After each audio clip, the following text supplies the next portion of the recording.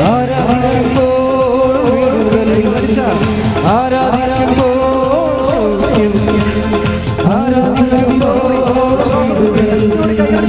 ആരാധിക്കുമ്പോൾ സൗഖ്യം.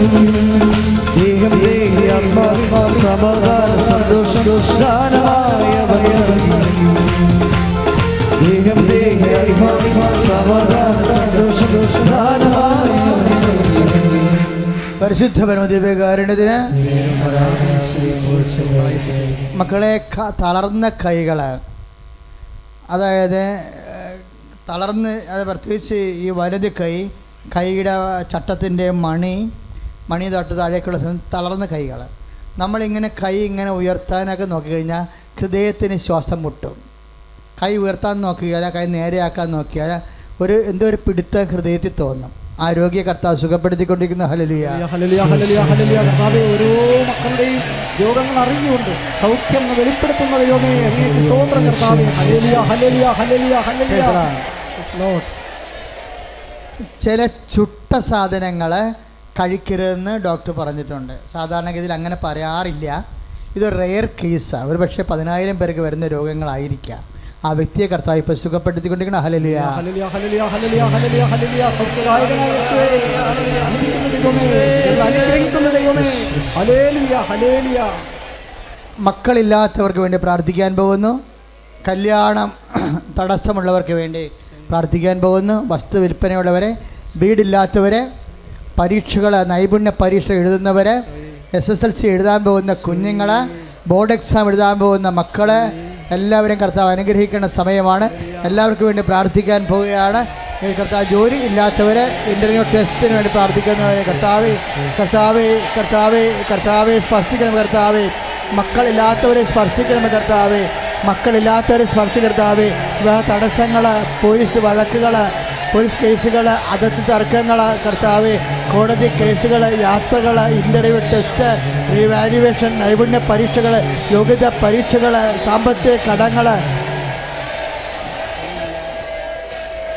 നൈപുണ്യ പരീക്ഷകൾ, യോഗ്യതാ പരീക്ഷകൾ, IELTS പോലെയുള്ള യോഗ്യതാ പരീക്ഷകൾ, ഇൻ്റർവ്യൂകൾ, ടെസ്റ്റിന്, അതുപോലെ തന്നെ റീവാലുവേഷന് കൊടുത്തിട്ടുള്ളവർ, കോടതി കേസുകൾ, തർക്കങ്ങൾ, ഭാഗോടമ്പടി നടക്കാത്തവർ, അകലങ്ങളിലേക്കും വിദൂരങ്ങളിലേക്കും അന്യരാജ്യങ്ങളിലേക്കും ജോലിക്ക് യാത്ര നിശ്ചയിച്ചിരിക്കുന്നവർ, അതിനുവേണ്ടിയുള്ള paper, visa processing, embassy, emigration, PR, അതിനോട് ബന്ധപ്പെട്ട എല്ലാ വിഷയങ്ങളുടെ മേലും കർത്താവിൻ്റെ കാരുണ്യം ചൊരിയാൻ വേണ്ടി സ്തുതിയുടെ ഹല്ലേലൂയ.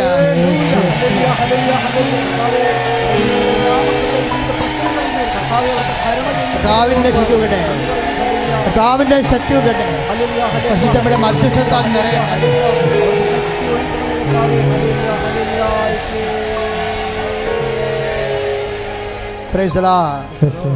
നിത്യവരുമാനം നഷ്ടപ്പെട്ടവരെ, കുടുംബത്തിൽ വരുമാന മാർഗമുള്ളവരെ കുടുംബത്തിൽ നിന്ന് അകന്നു പോവുകയോ സ്ഥിരമായി സഹായിച്ചുകൊണ്ടിരുന്നവരെ ഇപ്പോൾ സഹായിക്കാതെ ഇരിക്കുകയോ ചെയ്യുന്നവരെ, വല്ല പാരയും സൂചിയൊക്കെ നാട്ടുകാരെ വട്ടം ചവിട്ടിയിട്ട് വീട്ടുകാർ വേറെ രീതിയിൽ വെച്ചിട്ട് നമ്മുടെ വരുമാന മാർഗം മുട്ടിപ്പോകുമ്പോൾ മുട്ടിച്ച് കളഞ്ഞവരോട് നീ വൈരാഗ്യം തോന്നരുത്. ദൈവം മുട്ടിക്കാതെ ആർക്കും നമ്മളെ മുട്ടിക്കാൻ പറ്റത്തില്ല. ദൈവത്തെ മാത്രം പേടിച്ചാൽ മതി. അല്ല അവരങ്ങനെ യക്ഷണപ്പെടുത്തുന്നതാണ് നമുക്ക് പൈസ തരാത്തതൊന്നും പറയണ്ട. എല്ലാവരെയും ക്ഷമിക്കാൻ പറഞ്ഞിരിക്കുക. കാര്യം ദൈവത്തെ മാത്രം ആശ്രയിക്കാൻ പറഞ്ഞിരിക്കുകയാണ്. ദൈവം മുട്ടിക്കുമ്പോൾ മാത്രമേ നമ്മൾ മുട്ടിപ്പോകത്തുള്ളൂ. നാട്ടുകാരെ മുട്ടിച്ചാൽ മുട്ടിപ്പോകത്തില്ല. കർത്താവിൻ്റെ രക്ഷത്തോടെ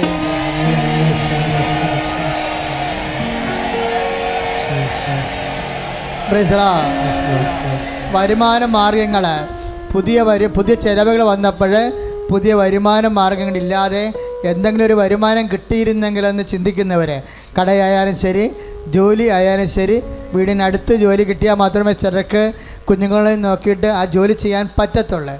അല്ലാതെ മറ്റകലങ്ങളിൽ ജോലി ചെയ്തിട്ട് കാര്യമില്ല. അതുകൊണ്ട് ഏറ്റവും വീടിൻ്റെ അടുത്ത് തന്നെ ജോലി കിട്ടണം, കുഞ്ഞുങ്ങളെ വളർത്തിക്കൊണ്ട് വരണം. അതുപോലെ തന്നെ പുതിയ എന്തെങ്കിലും വ്യാപാരങ്ങളോ വ്യവസായങ്ങളോ ഏജൻസികളോ മറ്റു വരുമാന മാർഗ്ഗങ്ങൾ, സാമ്പത്തിക കടങ്ങൾ പരിഹരിക്കാനും വരുമാന മാർഗ്ഗം കൂടാൻ വേണ്ടി ശക്തമായ സ്തുതിയുടെ ഹല്ലേലൂയ. Hallelujah hallelujah hallelujah. കർത്താവേ, ഞങ്ങളുടെ ജീവിത സാഹചര്യങ്ങളുടെ മേൽ അവിടുത്തെ കരുണ ചൊരിയണമേ കർത്താവേ. ഞങ്ങൾ അനുഗ്രഹിക്കുന്നതിനെ ഓർത്ത് നന്ദി പറയുന്നു. ഹല്ലേലൂയ. സ്തുതിക്കുന്നു കർത്താവേ. Hallelujah hallelujah hallelujah hallelujah hallelujah hallelujah hallelujah. ഡേറ്റുകൾ ഇട്ടിരിക്കുന്നവർ കൃപാസനത്തിൽ ഏറ്റവും വലിയ അനുഗ്രഹങ്ങളൊന്നാണ് സമയത്തിന് മേലുള്ള അമ്മയുടെ അധികാരം. സമയഘടികാരം നെഞ്ചു ചാർത്തിയ അമ്മ എല്ലാ പ്രാർത്ഥനകളും സമയത്തിന് വലിയ പ്രാധാന്യമാണ്. അമ്മ ഒരു സമയം നിശ്ചയിച്ചാൽ ആർക്കും ചെയ്യാൻ പറ്റത്തില്ല. അതുകൊണ്ട് നിൻ്റെ ജോലി സമയം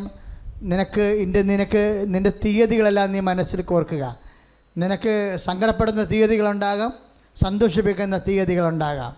പൈസ ഇങ്ങോട്ട് കിട്ടാനുള്ളതാണെങ്കിൽ സന്തോഷിപ്പിക്കുന്ന തീയതിയാണ്.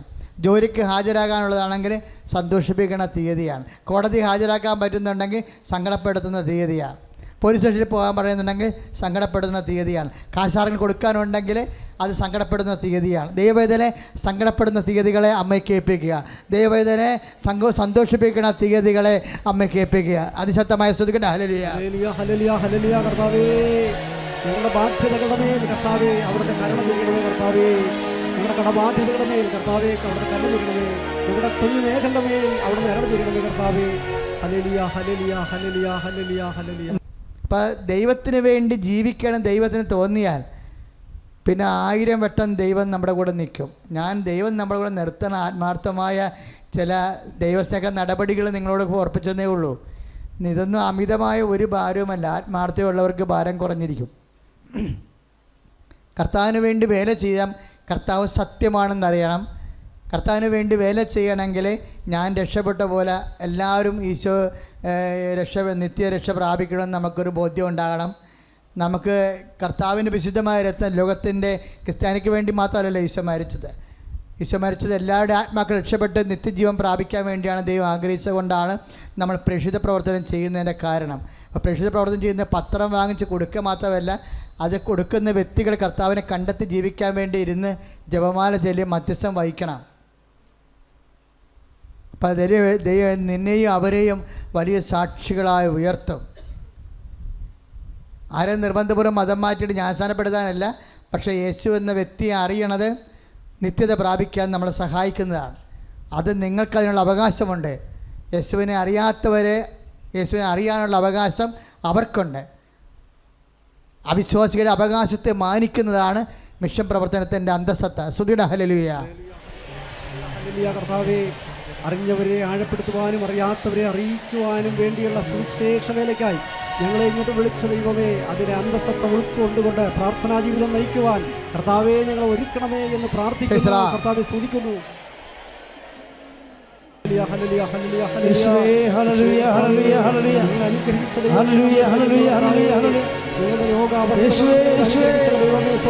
കർത്താവെ, ഞങ്ങളുടെ സാമ്പത്തിക തകർച്ചകളുടെ മേൽ ഞങ്ങൾ അനുഗ്രഹിച്ചതിനോർത്ത് നന്ദി. കർത്താവെ, ഞങ്ങളുടെ ജീവിത വിഷയങ്ങളുടെ മേൽ കർത്താവെ ഞങ്ങൾ അനുഗ്രഹിച്ചു.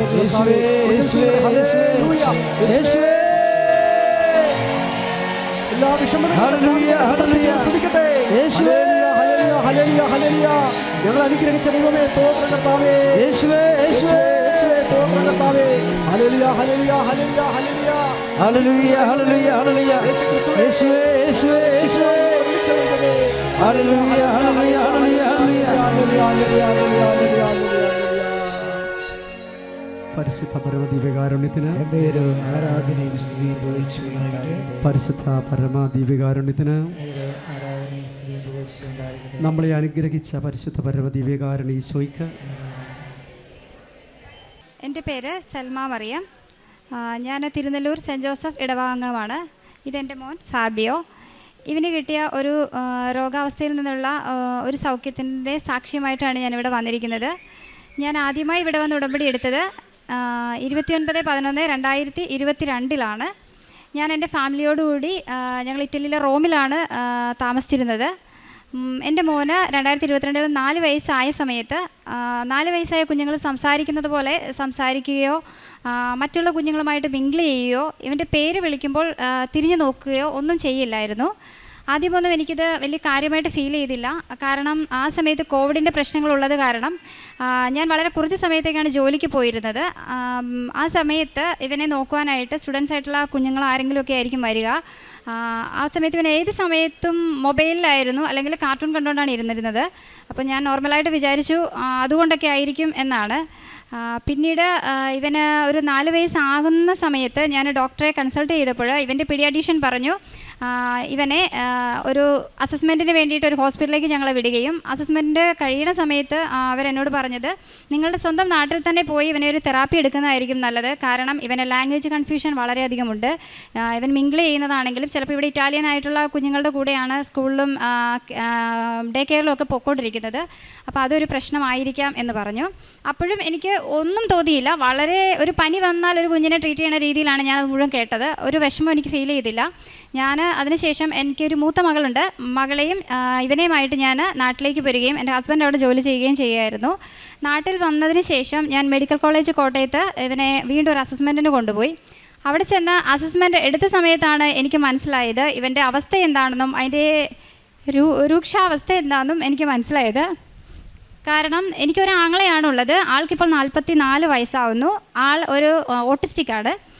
എൻ്റെ മകനും അതേ അവസ്ഥയാണെന്നുള്ളത് ഞാൻ അവിടെ വെച്ചാണ് റിയലൈസ് ചെയ്തത്. അതിനുശേഷം വളരെ വിഷമത്തോടു കൂടിയാണ് തിരിച്ച് വീട്ടിലേക്ക് വന്നത്.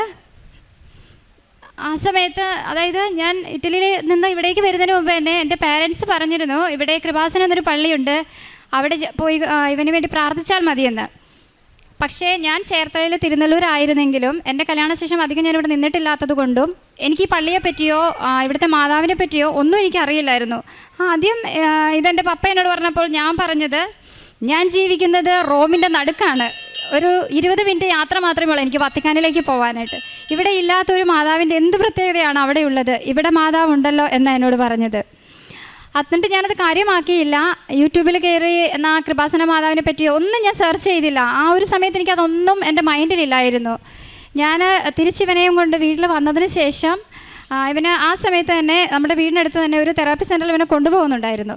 അവിടെ കൊണ്ടുപോയി ഞാൻ തെറാപ്പി സ്റ്റാർട്ട് ചെയ്ത സമയത്ത് അവരെന്നോട് പറഞ്ഞു ഇവൻ മൈൽഡ് ഓട്ടിസ്റ്റിക്കാണ്, കുഞ്ഞിനെ നന്നായി കെയർ ചെയ്യണം. അപ്പം ജനറ്റിക് ആയിട്ടുള്ള ഇതാണെന്നുണ്ടെങ്കിൽ, കാരണം എൻ്റെ ബ്രദർ ഓട്ടിസ്റ്റിക്കാണ്, അപ്പോൾ ഇത് 95% ഇതിൽ വലിയ മാറ്റങ്ങളൊന്നും വരാൻ ചാൻസ് ഇല്ല.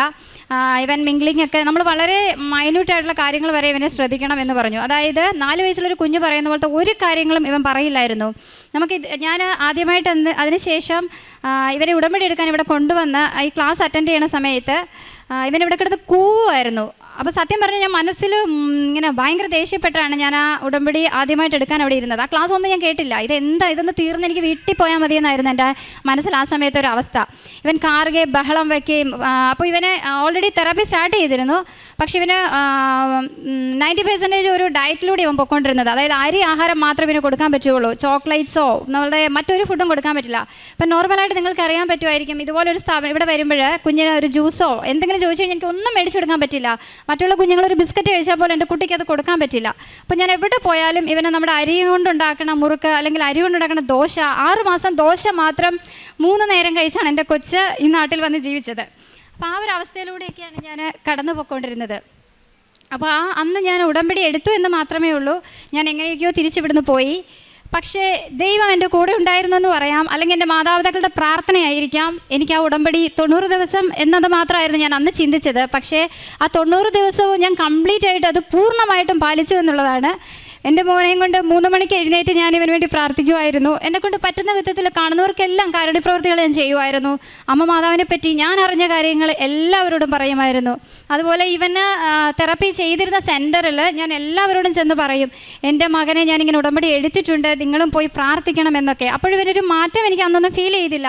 പക്ഷേ ഞാൻ എന്ന മാതാവിനെ പറ്റി മറ്റുള്ളവരോട് പറഞ്ഞു തുടങ്ങിയോ അതിനുശേഷം ഏകദേശം 1.5 ആഴ്ച എന്ന് പറയാം, ഇവൻ നന്മ നിറഞ്ഞ മറിയമേ ആദ്യമായിട്ട് എന്നെ ചൊല്ലിക്കേൾപ്പിച്ചു. അന്ന് വരെ അമ്മ, വെള്ളം, പോകാം എന്നൊക്കെ മാത്രം പറഞ്ഞിരുന്ന എൻ്റെ കുഞ്ഞ് ആദ്യമായി അത്രയും കാര്യങ്ങൾ പറഞ്ഞു കേൾപ്പിച്ചു. അതിനുശേഷം ശാലൻ ടിവിയിൽ കുർബാന വെച്ച് കൊടുക്കുമായിരുന്നു. അപ്പോൾ കുർബാനയ്ക്ക് അവിടെ പോയി നിന്ന് കൂടും. അങ്ങനെ അത്യാവശ്യം മാതാവിൻ്റെ കാര്യങ്ങളൊക്കെ അവന് മനസ്സിലാവാൻ തുടങ്ങി. കൃപാസന മാതാവ് എന്തോ ഒരു പ്രത്യേകത ഉള്ളതാണെന്ന് ഫീൽ ചെയ്യാൻ തുടങ്ങി. എവിടെ പോകുമ്പോഴും ഞാൻ തൈലം തേച്ച് കൊടുക്കുമായിരുന്നു, അതുപോലെ തേൻ കൊടുക്കുമായിരുന്നു. ഒരു ദിവസം പോലും ഞാൻ അതിന് മുടക്കം വരുത്തിയിട്ടില്ല. അങ്ങനെയാണ് അവനെ ഞാൻ തെറാപ്പിക്ക് കൊണ്ടുപോയിക്കൊണ്ടിരുന്നത്. അങ്ങനെ 8 മാസം തെറാപ്പിക്ക് പോയി. എപ്പോഴത്തേക്കും തെറാപ്പി സെൻറ്ററിൽ അവർ തന്നെ പറഞ്ഞു, ഇനി ഒരു ഫോളോ അപ്പിന് നിങ്ങൾ വന്നാൽ മതി, ഇവനെ റെഗുലറായിട്ട് തെറാപ്പിക്ക് കൊണ്ടുവരണ്ട, കാരണം ഇവന് പ്രത്യേകിച്ച് ഇനി ഇവിടെ ഒന്നും ചെയ്യാനില്ല, അത്യാവശ്യം ഇമ്പ്രൂവ്മെൻ്റ് ഒക്കെ ആയിട്ടുണ്ടെന്ന്. ഏകദേശം ആ സമയമായപ്പോഴേക്കും ഇവൻ അത്യാവശ്യം വാക്കുകളൊക്കെ പറയാൻ തുടങ്ങി.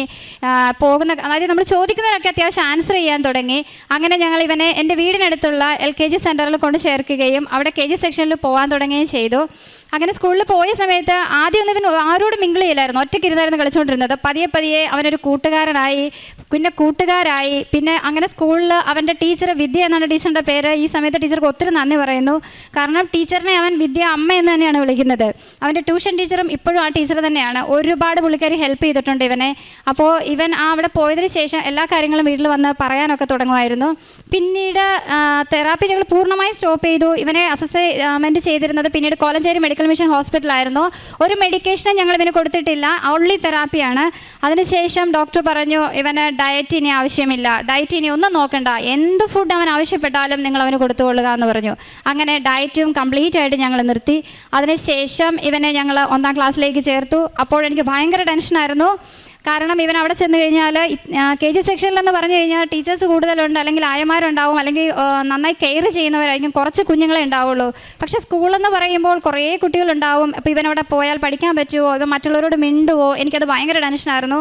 പക്ഷേ ദൈവാനുഗ്രഹം കൊണ്ട് ഇവൻ സ്കൂളിൽ ചെന്നു, പഠിപ്പിച്ചു. ഇവന് കിട്ടിയ ക്ലാസ് ടീച്ചറും വളരെ നല്ലൊരു ടീച്ചറാണ്. എല്ലാ കാര്യങ്ങളും സപ്പോർട്ടീവായിട്ടുള്ള ടീച്ചേഴ്സാണ് അവിടെ ഉള്ളത്. അതുപോലെ തന്നെ ഇവൻ്റെ സ്കൂളിലുള്ള കുഞ്ഞുങ്ങളോടൊപ്പം മിങ്കിൾ ചെയ്യാനും കൂട്ടുകാരോട് അതായത് എത്ര കൂട്ടുകാരുണ്ടോ അത്ര പേരുടെ പേരും സ്കൂളിൽ നടക്കുന്ന എല്ലാ കാര്യങ്ങളും വീട്ടിൽ വന്ന് പറയാനും.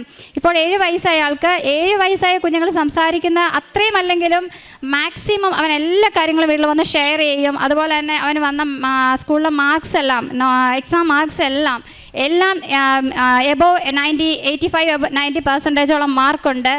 ഏറ്റവും നന്നായി എൻ്റെ മോള് വായിക്കുന്നതിനേക്കാൾ നന്നായിട്ട് ഹിന്ദിയും ഇംഗ്ലീഷും മലയാളവും ഇപ്പം വായിക്കും. അതുപോലെ തന്നെ എനിക്ക് വേറൊരു കാര്യം പറയാനുള്ളത്, ഇവനെ പള്ളിയിൽ കൊണ്ടുപോകുമ്പോൾ പള്ളിയിൽ അടങ്ങിയിരിക്കില്ല. ഇടയ്ക്ക് എന്നോട് വർത്താനം പറയും, എൻ്റെ മുടിയിൽ എപ്പോഴും പിടിച്ച് വലിക്കും, എന്നെ ഇറിറ്റേറ്റ് ചെയ്യും, പുറകെ നിൽക്കുന്നവരെ നോക്കും, പള്ളിയിൽ കിടന്ന് ഓടും. അങ്ങനെ കുറേ പ്രശ്നങ്ങൾ ഇവനുണ്ടായിരുന്നു. അപ്പോൾ ഇവൻ 1ാം ക്ലാസ്സിലെ കാറ്റഗറിസത്തിൽ ഞാൻ ഇരുത്തിയപ്പോൾ ഞാൻ വിചാരിച്ചു ഇനി ഇവനെ പള്ളിയിലൊക്കെ ഞാൻ എങ്ങനെ കൊണ്ടുപോയി ഇരുത്തും എന്നുള്ള രീതിയിൽ. അതായത് ഇവന് തെറാപ്പി നടക്കുന്ന സമയത്ത് ഞാൻ പള്ളിയിൽ കൊണ്ടുപോകാറില്ലായിരുന്നു, എനിക്കിവനെ കുർബാന കാണാൻ പറ്റാത്തത് കൊണ്ട്. ഇപ്പോൾ 1ാം ക്ലാസ്സിൽ ഞാനിവൻ നിന്ന സമയത്ത് ഞാൻ ഒരു കുർബാന നടന്നുകൊണ്ടിരിക്കുക. അതായത് ഏകദേശം ഒരു 2-3 ആഴ്ചയ്ക്ക് മുൻപുള്ള കാര്യമാണ് ഞാൻ ഈ പറയുന്നത്. ഇവർ 1ാം ക്ലാസ്സിലാണ് കാറ്റഗറിസത്തിന് പോകുന്നതെന്ന് ഞാൻ പറഞ്ഞല്ലോ. അപ്പോൾ പള്ളിയിൽ ഇവൻ നിൽക്കുന്ന ഭാഗത്തൊരു ബോക്സ് വെച്ചിട്ടുണ്ട്. ഇവന് വലിയ ഒച്ചകളൊന്നും ഇവന് ഇഷ്ടമില്ല, അവൻ ചെവി രണ്ടും ഇങ്ങനെ കൂട്ടിപ്പിടിച്ചിട്ടാണ് നിൽക്കാറുള്ളത്. അപ്പോൾ ഞാൻ ഇവൻ്റെ ടീച്ചറോട് പറഞ്ഞു എൻ്റെ ഒപ്പം നിന്ന് കുർബാന കൂടിയിട്ട് കാറ്റഗറിസത്തിന് ഞാൻ കൊണ്ടിരുത്തിക്കൊള്ളാമെന്ന്. അപ്പോൾ ടീച്ചർ പറഞ്ഞു ഓക്കെ അങ്ങനെ ചെയ്താൽ മതി. അപ്പോൾ ഇവൻ എൻ്റെ ഒപ്പം നിന്ന് കുർബാന കൂടി ഒരു ദിവസം ഇവൻ നേർച്ച ഇടാൻ വേണ്ടിയിട്ട് ഇവൻ്റെ ടീച്ചറിൻ്റെ കയ്യിലാണ് നേർച്ച പൈസ കൊടുക്കേണ്ടത്, സ്റ്റുഡൻസ് എല്ലാവരും. അപ്പോൾ എൻ്റെ കയ്യിൽ നിന്ന് അത് മേടിക്കാൻ വേണ്ടി എന്നോട് ഭയങ്കരമായിട്ട് ബഹളം വെച്ചു. അപ്പോൾ ഞാൻ പറഞ്ഞു കർത്താവേ, ആകെ ഒരു കുർബാനയാണ് ഞാൻ കൂടുന്നത്, ഞായറാഴ്ച മാത്രമാണ് ഞാൻ ഈ പള്ളിയിൽ വരുന്നത്, അതും നീ കൂടിക്കത്തില്ലേ എന്ന് ചോദിച്ചു. ഇത്രയും ഞാൻ ചോദിച്ചത് മാത്രമേ എനിക്ക് ഓർമ്മയുള്ളൂ. ഞാൻ ആ നേർച്ച പൈസ എടുത്ത് ഇവൻ്റെ കയ്യിൽ കൊടുത്തു, ഇനി എന്ത് വേണമെങ്കിലും കാണിക്കട്ടെ എന്ന് വിചാരിച്ചു. ഇവൻ ആ നേർച്ച പൈസയുമായിട്ട് നേരെ കാറ്റഗറിസം ടീച്ചറിൻ്റെ ഫ്രണ്ടിൽ ചെന്നു. പിന്നെ ഇവൻ തിരിച്ചു വന്നില്ല. ആ മുഴുവൻ കുർബാനയും ആ ബോക്സിൻ്റെ അടുത്ത് അൾത്താരയുടെ മുന്നിൽ നിന്ന് ഇവൻ ആ കുർബാന കൂടി. പിറ്റേ ആഴ്ചയും ഇതുപോലെ. അന്ന് എനിക്ക് വളരെ സന്തോഷം വന്നു, മാതാവിനോട് ഒരുപാട് നന്ദി പറഞ്ഞ് വീട്ടിൽ പോയി. അതിനുശേഷം കഴിഞ്ഞ ആഴ്ച ഞാൻ കഴിഞ്ഞ മുമ്പത്തെ ആഴ്ച പള്ളിയിൽ ചെന്നപ്പോഴും ഇവൻ എന്നോട് പറഞ്ഞു അമ്മേ ഞാൻ ഇന്ന് മുന്നിൽ തന്നെ പോയി നിന്ന് കുർബാന കൂടിക്കോളാം എന്ന് പറഞ്ഞു. അമ്മ വരണ്ടെന്ന് പറഞ്ഞു. അവിടെ നിന്ന് കുർബാന മുഴുവൻ കൂടുകയും അതിനുശേഷം കാറ്റഗറിസത്തിന് പോവുകയും ചെയ്തു. കഴിഞ്ഞ ആഴ്ച ഞാൻ പുറകെയാണ് പള്ളിയിൽ വന്നത്. ഇവൻ്റെ ചേച്ചിയോടൊപ്പം ചേട്ടൻ്റെ ഒപ്പം തന്നെ നേരത്തെ പള്ളിയിൽ പോവുകയും കുർബാന മുഴുവൻ നടന്നത് കൂടുകയും അത് കഴിഞ്ഞ് കാറ്റഗറിസം കൂടുകയും ചെയ്തു.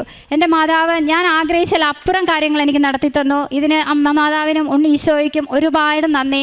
അതുപോലെ തന്നെ എനിക്ക് പറയാനുള്ളത്, എന്നെ ഒരുപാട് ജീവിത വിശുദ്ധിയിലേക്ക് കൊണ്ടുവന്നു. എന്നെ സ്വാധീനിച്ചൊരു വചനം എന്ന് പറയുന്നത്, നിങ്ങളെ തന്നെ വിശദീകരിക്കുവാൻ കർത്താവ് നിങ്ങളുടെ ഇടയിൽ അത്ഭുതം പ്രവർത്തിക്കും. കാരണം എൻ്റെ കുഞ്ഞ് ജനിച്ചിട്ട് 2018 വരെ, 2018ലാണ് എൻ്റെ കുഞ്ഞ് ജനിച്ചത്. 2018 മുതൽ 22 വരെ ഞാൻ അപൂർവമായിട്ടാണ് എൻ്റെ വീട്ടിൽ ജപമാല ചൊല്ലിയിരുന്നത്. കാരണം ഒരു യൂറോപ്യൻ ലൈഫിലായിരുന്നു ഞാൻ ജീവിച്ചിരുന്നത് മുഴുവനും. ഞങ്ങൾ രണ്ടുപേരും ജോലിക്ക് പോകും, തിരിച്ചു വരും, ബാക്കി സമയത്ത് കുഞ്ഞുങ്ങളെ പാർക്കിൽ കൊണ്ടുപോകും, ബീച്ചിൽ കൊണ്ടുപോകും. ഇവർക്ക് ആവശ്യമായ ലൗകികമായ ഭൗതികമായ എല്ലാ കാര്യങ്ങളും ഞാൻ ചെയ്തു കൊടുത്തിട്ടുള്ളൊരു അമ്മയാണ്. പക്ഷേ കോവിഡിൻ്റെ സമയത്താണ് എൻ്റെ കുഞ്ഞുങ്ങളെ ആദ്യമായി ഞാൻ ജപമാല ചൊല്ലാൻ പഠിപ്പിച്ചതും പ്രാർത്ഥിച്ചതും. ഒരു പക്ഷേ രോഗം വരുമെന്നുള്ള ഭീതി എൻ്റെ ഉള്ളിലുള്ളതുകൊണ്ടായിരിക്കാം, അതെന്തെന്ന് എനിക്കറിയില്ല. പക്ഷേ എൻ്റെ മാതാപിതാക്കൾ വളരെയധികം പ്രാർത്ഥിക്കുന്നവരാണ്. അവരുടെ പ്രാർത്ഥന മൂലം ഞാൻ നശിച്ചു പോയില്ല. ഒരു സഹനത്തിലൂടെ ഈശോ എന്നെ വീണ്ടും ഈശോയിലേക്ക് അടുപ്പിച്ചു. എൻ്റെ കുഞ്ഞ് സൗഖ്യപ്പെട്ടു, സ്കൂളിൽ പോയി. അതിൻ്റെ സമാധാനത്തിൽ നിൽക്കുമ്പോഴും വേറെ ഒരു വലിയ മാനസിക പ്രശ്നം എന്നെ നേരിട്ടുകൊണ്ടിരിക്കുകയായിരുന്നു ഈ 2025 വരെ. പക്ഷേ ഞാൻ അതെൻ്റെ സഹനമായി ഏറ്റെടുത്ത് എൻ്റെ ഈശോയ്ക്ക് സമർപ്പിച്ച് എൻ്റെ പ്രശ്നങ്ങൾ മുഴുവൻ ഈശോയുടെ മുന്നിൽ കൊടുത്തു. മറ്റുള്ളവരോട് പരാതി പറയുന്നത് നിർത്തി. മറ്റുള്ളവരുടെ കണ്ണിൽ ഞാൻ എന്തായിക്കൊള്ളട്ടെ, ഞാൻ എന്നെ തന്നെ വളരെയധികം എളിമപ്പെടുത്തി ജീവിക്കാൻ തുടങ്ങി. ആഡംബരമായ വില കൂടിയ ഡ്രസ്സും ഒരുപാട് സ്വർണവും അണിഞ്ഞാണ് ഞാൻ എപ്പോഴും പുറത്തു പോയിക്കൊണ്ടിരുന്നത്. എന്നെ തന്നെ എളിമപ്പെടുത്താൻ ഞാൻ എന്ന് തീരുമാനിച്ചോ അന്ന് എൻ്റെ കുടുംബജീവിതം ഞാൻ ആഗ്രഹിച്ച പോലെ എനിക്ക് തിരികെ കിട്ടി. എൻ്റെ ജീവിതം തകർന്നു പോയി എന്ന് തന്നെ ഞാൻ ചിന്തിച്ചിരുന്ന ഒരു കാര്യമാണ്. അതെനിക്കിവിടെ വെളിപ്പെടുത്താൻ ഇപ്പോൾ പറ്റില്ല, അതുകൊണ്ട് മാത്രം ഞാനത് പറയുന്നില്ല. അത് എനിക്ക് തിരിച്ചു കിട്ടി എന്ന് തന്നെ ഞാൻ പൂർണ്ണമായി വിശ്വസിക്കുന്നു. അത് ജീവിത വിശുദ്ധിയിലേക്ക് കൊണ്ടുവരാൻ ഈശോ എനിക്ക് തന്ന രണ്ടാമത്തെ സഹനമായിട്ട് ഞാനത് ഏറ്റെടുക്കുന്നു. ഇന്നലെ ധ്യാനം കൂടിയപ്പോൾ അച്ഛൻ പറഞ്ഞു, ഓരോ ദിവസത്തിനും അതതിൻ്റെ ക്ലേശം മതി. ഇനിയും ക്ലേശങ്ങളുണ്ടാവും, പക്ഷെ ഞാൻ പതറില്ല. എൻ്റെ ഈശോയുടെയും മാതാവിൻ്റെയും മകളായി എൻ്റെ മക്കളെ മരണം വരെ വിശുദ്ധിയിൽ വളർത്താനായിട്ട് എന്നെ അമ്മ മാതാവ് സഹായിക്കട്ടെ എന്ന് മാത്രമാണ് ഞാൻ പ്രാർത്ഥിക്കുന്നത്. കഴിഞ്ഞ തവണ ഉടമ്പടി എടുത്തപ്പോഴും ഞാൻ എഴുതിയ ഒരൊറ്റ കാര്യം, എൻ്റെ ജീവിതം വിശദീകരിക്കപ്പെടുവാനായിട്ട് എന്നെ വഴിതെളിക്കണമെന്നാണ്. ബാക്കി 5 നിയോഗങ്ങളും ഞാൻ മറ്റുള്ളവരുടെ കാര്യമാണ് വെച്ചേക്കുന്നത്. ഞാൻ പ്രാർത്ഥിച്ചിട്ട് എൻ്റെ കൂടെയുള്ള ഒരു കൂട്ടുകാരിക്ക്, അത് ഓട്ടിസ്റ്റിക്കായ ഒരു കുഞ്ഞിൻ്റെ അമ്മ തന്നെയാണ്, അവർക്ക് കുറേ കാര്യങ്ങൾ സാധിച്ചു തന്നതിന് അമ്മ മാതാവിനോട് അവർ നന്ദി പറഞ്ഞിട്ടുണ്ട്. അതുപോലെ തന്നെ മറ്റുള്ളവർക്ക് വേണ്ടി പ്രാർത്ഥിക്കാനായിട്ട് എനിക്ക് ഒരുപാട് സന്തോഷമുള്ള കാര്യമാണ്. അവർക്ക് വേണ്ടി പ്രാർത്ഥിക്കുകയും മറ്റുള്ളവർക്ക് വേണ്ടി ഒരു ദിവസം അല്ലെങ്കിൽ ഒരു സമയം, ഏതെങ്കിലും ഒരു സമയത്ത് മറ്റുള്ളവർക്ക് വേണ്ടി ഏതെങ്കിലും കാര്യത്തിന് വേണ്ടി സ്പെൻഡ് ചെയ്യാൻ എനിക്ക് മടിയില്ല. അതിനൊക്കെ എന്നെ മാതാവ് ഒരുക്കി തന്നതിന് ഈ നിമിഷം ഞാൻ അമ്മയ്ക്ക് നന്ദി പറയുന്നു. ഞാൻ ചെയ്തിരുന്ന കാരുണ്യ പ്രവൃത്തികളെന്ന് പറയുന്നത് മെൻ്റലി ഇതായിട്ട് മേലാത്ത കുഞ്ഞുങ്ങൾക്ക് വേണ്ടിയിട്ടും അതുപോലെ തന്നെ ആരോരുമില്ലാത്ത അനാഥാലയത്തിൽ കഴിയുന്നവർക്ക് വേണ്ടിയിട്ടും ഫുഡ് കൊണ്ട് കൊടുക്കുകയും അവരോടൊപ്പം ഇരുന്ന് ഫുഡ് കഴിക്കുകയും അവരുടെ കാര്യങ്ങൾ ഷെയർ ചെയ്യുക, അല്ലെങ്കിൽ അവർക്ക് ആവശ്യം എന്താണെന്നറിഞ്ഞ് അവരെ സഹായിക്കുകയും ഞാൻ ചെയ്യാറുണ്ട്. അതുപോലെ തന്നെ ഞാൻ വഴിയിൽ കാണുന്ന ആരാണെങ്കിലും എൻ്റെ കയ്യിൽ എത്ര രൂപയുണ്ടോ എന്നൊന്നും ഞാൻ നോക്കില്ല, എന്നെക്കൊണ്ട് പറ്റുന്ന വിധത്തിൽ ഞാൻ അവരെ ഹെൽപ്പ് ചെയ്യാറുണ്ട്. അതുപോലെ തന്നെ പ്രായമായ ആരെ കണ്ടാലും എനിക്ക് എൻ്റെ പപ്പയാണ് ഓർമ്മ വരാറുള്ളത്. അതുകൊണ്ട് ഞാൻ എന്നെക്കൊണ്ട് പറ്റുന്ന രീതിയിൽ, ചിലപ്പോൾ വലിയ പൈസയൊന്നും കയ്യിൽ കാണില്ല എങ്കിലും ഞാൻ അവരെ ഹെൽപ്പ് ചെയ്യാറുണ്ട്. അങ്ങനെ അതാണ്. പിന്നീട് പത്രം ഞാൻ കൊടുക്കുന്നത് വലിച്ചു വാരി ആർക്കും കൊണ്ട് കൊടുത്ത് ആരുടെ അടിച്ചേൽപ്പിക്കാറില്ല. എന്നെക്കൊണ്ട് പറ്റുന്ന വിധത്തിൽ ആ ആൾക്കത് വേണം എന്നെനിക്ക് ഉറപ്പ് വന്നാൽ മാത്രമേ ഞാൻ അവരുടെ കയ്യിൽ കൊടുക്കുകയുള്ളൂ. ഞാൻ വിഷമിക്കുന്നൊരു കാര്യമല്ല, അത് ആവശ്യമുള്ളവരുടെ കയ്യിലേക്കാണ് കൊടുക്കേണ്ടത് എന്ന കാര്യത്തിലേക്ക് മാത്രമാണ് ഞാൻ ശ്രദ്ധ വയ്ക്കാറുള്ളത്. അതുപോലെ തന്നെ എൻ്റെ വിശുദ്ധ വസ്തുക്കളുടെ ഉപയോഗം, എൻ്റെ മക്കൾ സ്കൂളിൽ പോകുമ്പോൾ തൈലം നെറ്റിയിൽ തൂക്കാതെയും തേൻ കഴിക്കാതെയും ഈ നിമിഷം വരെയും ഒരു സ്കൂളിൽ പോയിട്ടില്ല. കൃപാസനത്തിൻ്റെ പത്രം അവരുടെ ബാഗുകളിൽ വെച്ചിട്ടുണ്ട്. കൃപാസനത്തിൻ്റെ മാതാവിൻ്റെ സ്റ്റിക്കർ അവിടെ ബാഗുകളിൽ ഒട്ടിച്ചിട്ടുണ്ട്. അതുപോലെ തന്നെ എൻ്റെ മോൻ റെഡിയായതിനു ശേഷം എത്ര സമയമുണ്ടെങ്കിലും അവൻ പറയുന്നത്, അമ്മ ആദ്യം കുരിശ് വരയ്ക്കുക. കാരണം അവൻ്റെ സ്കൂൾ വണ്ടി വന്നു കഴിഞ്ഞാൽ അവന് പോകാൻ പെട്ടെന്ന് അവൻ ഓടിപ്പോകും. അപ്പോൾ എന്നോട് പറയും, ചേച്ചി കഴിച്ചുകൊണ്ടിരിക്കുകയാണ്, വെയിറ്റ് ചെയ്യാൻ പറഞ്ഞാലും പറയും, അവൾ പിന്നെ പ്രാർത്ഥിച്ചോട്ടെ, എന്നെ അമ്മ കുരിശ് വരപ്പിക്കുക എന്ന് പറയും. അങ്ങനെ ആണ് അവൻ എപ്പോഴും സ്കൂളിൽ പോകാറുള്ളത്. എവിടെ പോയാലും അവൻ ആ നെറ്റിയിൽ തൈലം തൂക്കാതെ പോവില്ല. അവൻ്റെ കഴുത്തിലൊരു കൊന്തയുണ്ട്, അവനത് ഊരാറില്ല. കുളിച്ചിട്ട് ഊരിയിട്ട് ആ ഒരു സമയത്ത് മാത്രമാണ് അവനത് ഊരിക്കളയാറുള്ളത്. അവന് അത്രമേൽ മാതാവിൽ അവന് വിശ്വാസമാണ്. അതുപോലെ തന്നെ ഇത്രയും അനുഗ്രഹം നൽകിയ അമ്മ മാതാവിനോട് ഞാൻ എൻ്റെ സഹനങ്ങളെ പറ്റി ഞാൻ പറഞ്ഞുവല്ലോ. അങ്ങനെ പ്രാർത്ഥിച്ചിട്ടൊരു സമയത്ത് എൻ്റെ വീട്ടിൽ തിരിയിൽ മാതാവിൻ്റെ ഒരു രൂപം തെളിഞ്ഞു വന്നു. അതിൽ ഞാൻ വിശ്വസിക്കുന്നത്, എൻ്റെ ആങ്ങള ഓട്ടിസ്റ്റിക്കാണ്. അപ്പോൾ എൻ്റെ വിഷമങ്ങൾ ഒരു പരിധിയിൽ കൂടുതൽ എനിക്ക് ആരോടും ഷെയർ ചെയ്യാൻ പറ്റില്ല. അപ്പോൾ ഞാൻ എപ്പോഴും മാതാവിനോട് പറയായിരുന്നു, എനിക്ക് പറയാൻ ആരുമില്ല, എൻ്റെ കാര്യങ്ങൾ പറയാനോ കേൾക്കാനോ ആരുമില്ല. ഇപ്പോൾ ഫ്രണ്ട്സ് ഉണ്ടെങ്കിലും നമുക്ക് എല്ലാ കാര്യങ്ങളും ഒന്നും നമുക്ക് അവരോട് ഷെയർ ചെയ്യാൻ പറ്റില്ല. പക്ഷേ അമ്മ മാതാവിൻ്റെ തിരിയുടെ രൂപത്തിൽ വന്ന അമ്മയുടെ മുന്നിലാണ് ഞാൻ ഇന്ന് എൻ്റെ എല്ലാ വിഷമങ്ങളും ഇറക്കി വെക്കുന്നത്. ഇന്ന് രാവിലെ പോന്നപ്പോൾ അമ്മയോട് ഞാൻ പറഞ്ഞിട്ട് പോന്നു, ഞാൻ നന്ദി പറയാനായി പോവുകയാണ്, എൻ്റെ കൂടെ വരണം എന്ന് പറഞ്ഞിട്ടാണ് ഞാൻ വന്നിരിക്കുന്നത്. ഇത്രയും അനുഗ്രഹം നൽകിയ എൻ്റെ അമ്മ മാതാവിന്, ഉണ്ണി ഈശോയ്ക്ക് ഞാൻ 1000 നന്ദി പറയുന്നു. അമ്മ മാതാവിനും എനിക്കും സ്തുതി. അമ്മ മാതാവിനും തിരുക്കുമാരനും 1000 നന്ദി. എൻ്റെ പേര് അനീറ്റ, ഹസ്ബൻഡ് ടോണി. ഞങ്ങൾ കൊല്ലത്തുനിന്ന് വരുന്നു. ഞങ്ങൾ ആദ്യമായിട്ട് ഉടമ്പടി എടുത്തത് 2024 ജൂൺ 10-ാം തീയതി ആയിരുന്നു. 2023 ഞാൻ പ്രഗ്നൻ്റ് ആയിരുന്നു. അത് 3-ാം മാസത്തിൽ അബോർഷനായിപ്പോയി. അപ്പം വാവയ്ക്ക് ക്രോമസോമൽ അബ്നോർമാലിറ്റി ആണെന്നാണ് ഡോക്ടർ പറഞ്ഞത്. അതെന്തുകൊണ്ട് വന്നെന്ന് അറിയത്തില്ല. അപ്പം ഇനിയുള്ള കുഞ്ഞുങ്ങൾക്കും അങ്ങനെ വരുമെന്നാണ് ഡോക്ടർ പറഞ്ഞത്. അങ്ങനെ ഞങ്ങൾ ജൂണിൽ ഉടമ്പടി എടുത്ത് പ്രാർത്ഥിച്ചു. ഞങ്ങൾ ഉടമ്പടി നിബന്ധനകളെല്ലാം ഫോളോ ചെയ്തു പോയി. അങ്ങനെ ഒക്ടോബർ ആയപ്പോഴത്തേക്ക് എനിക്കൊരു യൂറിനറി ഇൻഫെക്ഷൻ വന്നു. അങ്ങനെ ഞങ്ങൾ ഡോക്ടറിനെ കണ്ടപ്പോൾ ഡോക്ടർ പറഞ്ഞ്, ഇതുവരെ കുഞ്ഞുങ്ങളൊന്നും ആയിട്ടില്ലല്ലോ, അപ്പോൾ നമുക്ക് ഡിസംബർ വരെ നോക്കാം, അത് കഴിഞ്ഞിട്ട് ട്രീറ്റ്മെൻറ്റിലോട്ട് പോകേണ്ടി വരുമെന്ന് പറഞ്ഞു.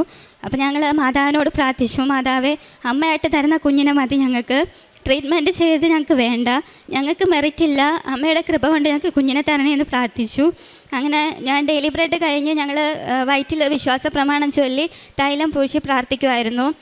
അങ്ങനെ ജപമാല റാലിക്ക് ഞങ്ങൾ വന്നപ്പോൾ ഞങ്ങളുടെ പോലെ തന്നെ ഹസ്ബൻഡിൻ്റെ അനിയൻ്റെ അവർക്കും 3 വർഷമായിട്ടും കുഞ്ഞുങ്ങളായിട്ടില്ലായിരുന്നു. അപ്പോൾ ഞങ്ങളുടെ കാര്യം പോലെ തന്നെ അവരുടെ കാര്യവും ഞങ്ങൾ പ്രാർത്ഥിച്ചു. ഞങ്ങൾക്ക് 2 കൂട്ടർക്കും അടുത്ത വർഷം ജപമാല റാലിക്ക് മുമ്പേ കുഞ്ഞുങ്ങളെ തരണേ പ്രാർത്ഥിച്ചു. അങ്ങനെ ഡിസംബറിൽ ഞങ്ങൾ ജപമാല പ്രാർത്ഥിച്ചുകൊണ്ടിരുന്നപ്പോൾ പെട്ടെന്ന് ഞാൻ മാതാവിനെ നോക്കിയപ്പോൾ മാതാവ് ഇങ്ങനെ പ്രഗ്നൻ്റായിട്ട് വയറ് ഇതായിട്ടിരിക്കുന്ന പോലെ എനിക്ക് തോന്നി. ഞാൻ ഒന്നുകൂടി കണ്ണ് വെട്ടി നോക്കിയപ്പോൾ അത് പെട്ടെന്ന് പോയി. അങ്ങനെ എനിക്കൊരു മുല്ലപ്പൂവിൻ്റെ സുഗന്ധാഭിഷേകം അന്നേരം ലഭിച്ചായിരുന്നു. അങ്ങനെ ജനുവരിയിൽ പ്രാർത്ഥിച്ച കണക്ക് തന്നെ ഞാനും അനിയൻ്റെ വൈഫും ഒരേ കണക്ക് പ്രഗ്നൻ്റായി. ഞങ്ങൾക്ക് 2 പേർക്കും പ്രഗ്നൻസിയിൽ യാതൊരു ബുദ്ധിമുട്ടും ഇല്ലാതെ സെപ്റ്റംബർ 10-ാം തീയതി ഒരേ ദിവസം തന്നെ ഞങ്ങൾക്ക് 2 പേർക്കും അമ്മ മാതാവ് കുഞ്ഞുങ്ങളെ നൽകി അനുഗ്രഹിച്ചു.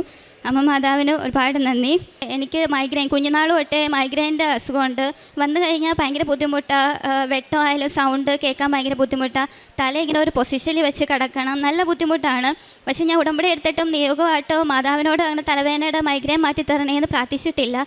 പക്ഷേ ഉടമ്പടി എടുത്ത് ഇപ്പോൾ 1 വർഷം കഴിഞ്ഞ് എനിക്കങ്ങനെ മൈഗ്രെയിൻ്റെ ബുദ്ധിമുട്ട് ഇതുവരെ വന്നിട്ടില്ല. അതുപോലെ ഞാനൊരു കോഴ്സ് ചെയ്തായിരുന്നു DCFM. അതിൻ്റെ പ്രോബ്ലംസൊക്കെ എനിക്കറിയാം, പ്രാക്ടിക്കലി ചെയ്യാനറിയാം. പക്ഷേ തിയറി വന്നപ്പോൾ എനിക്ക് പറ്റുന്നില്ലായിരുന്നു. ലാസ്റ്റ് ആയപ്പം പഠിക്കാൻ പറ്റുന്നില്ല, ഭയങ്കര ബുദ്ധിമുട്ടായി. അങ്ങനെ ഞാനൊന്നും പഠിച്ചിട്ടില്ല. അപ്പം അവിടെ ഉള്ളവർ പറഞ്ഞിട്ടുണ്ട് നല്ലപോലെ എക്സാം അറ്റൻഡ് ചെയ്യണമെന്ന് പറഞ്ഞിട്ടുണ്ടായിരുന്നെങ്കിലും അതിൻ്റെ ഒരു ടെൻഷനിൽ ഞാൻ മാതാവിനോട് പ്രാർത്ഥിച്ചിട്ട് മാതാവിൻ്റെ ഉപ്പ് ഹോളിൽ ഇട്ടിട്ടാണ് എക്സാം അറ്റൻഡ് ചെയ്തത്. അതിൻ്റെ ഭാഗമായിട്ട് ജസ്റ്റ് പാസ് മാർക്കേ ഞാൻ ചോദിച്ചോളായിരുന്നു. പക്ഷേ അമ്മ മാതാവ് നല്ല മാർക്ക് തന്ന് എന്നെ അനുഗ്രഹിച്ചു. അമ്മ മാതാവിന് ഒരുപാട് നന്ദി. എൻ്റെ പേര് ടോണി. ഞാൻ എൻ്റെ സാക്ഷ്യപ്പെടുത്തുന്നത് ഞങ്ങൾ ജൂൺ 10-നാണ് ഇവിടെ വന്ന് ഉടമ്പടി എടുത്തത്. അതിനു മുമ്പ് ഞാൻ എൻ്റെ കാര്യങ്ങൾ എന്ന് പറഞ്ഞാൽ ഞായറാഴ്ച സൺഡേ കുർബാന മാത്രമാണ് പങ്കെടുക്കാറുള്ളത്. അതും പറ്റുമ്പോഴേ ഉള്ളൂ. ഞാനൊരു ഡ്രൈവറാണ്. അപ്പം ഞാനിങ്ങനെ ഓട്ടമൊക്കെ കഴിഞ്ഞ് വരുമ്പോൾ നല്ല ക്ഷീണമായിരിക്കും. അങ്ങനെ ഞാൻ കിടന്ന് ചില സമയങ്ങളിൽ ഞായറാഴ്ച പള്ളിയിൽ പോകാൻ അവസരം കിട്ടിയാലും കിടന്ന് ഉറങ്ങും ആ ക്ഷീണത്തിലൊക്കെ. പക്ഷേ ഉടമ്പടി ക്ലാസ് ഇവിടെ വന്ന് അറ്റൻഡ് ചെയ്ത് അച്ഛൻ്റെ ഉടമ്പടിയിലെ ജീവിത രീതികൾ അച്ഛൻ പറഞ്ഞു തന്നത് അന്ന് ഇവിടെ ഇരുന്ന് കേട്ടപ്പോൾ തന്നെ അത് നമ്മുടെ മനസ്സിലാകട്ടെ നല്ല രീതിയിൽ ആഴത്തിൽ പതിഞ്ഞു.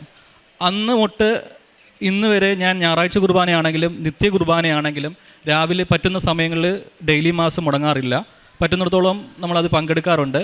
അത് രാവിലെ പറ്റിയില്ലെങ്കിൽ വൈകുന്നേരമെങ്കിലും ഞാൻ അതിൽ പോകാൻ ശ്രമിക്കാറുണ്ട് പറ്റുന്ന സമയങ്ങളിൽ.